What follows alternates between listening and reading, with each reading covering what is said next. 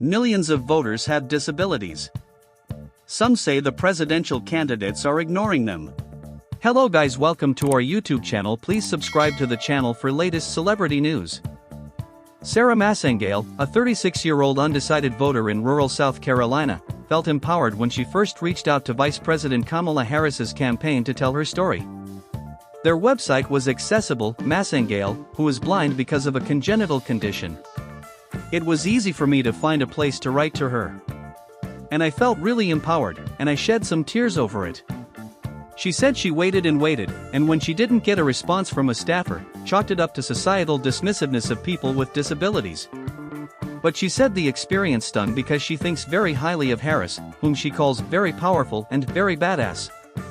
Disability advocates say candidates often ignore their community, although the Census Bureau says more than 13% of people in the United States has a disability, and a 2021 study from Rutgers University found that 17.7 million people with disabilities voted in the 2020 election.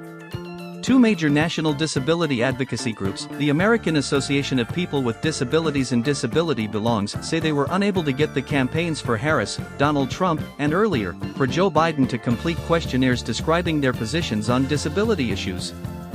A third group, the National Disability Rights Network, said it asked primary candidates to do interviews with presidential candidates in advance of the presidential primaries in New Hampshire, South Carolina, or Washington, D.C. When no candidate participated, they pivoted and made a video interviewing voters.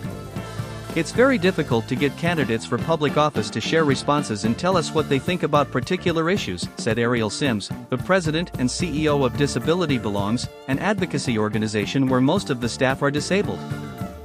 Disability issues are pretty much the same as everybody else's issues, Sims said.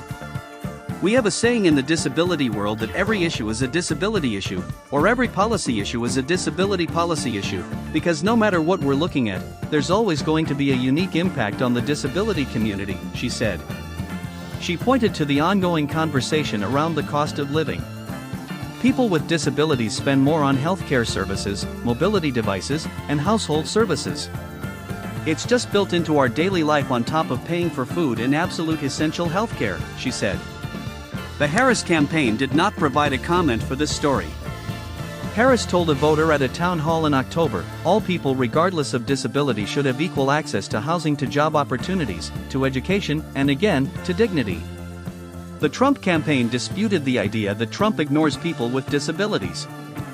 President Trump will be a president for all Americans, including Americans with disabilities, Caroline Leavitt, a spokesperson for Trump's campaign, said in a statement to USA Today.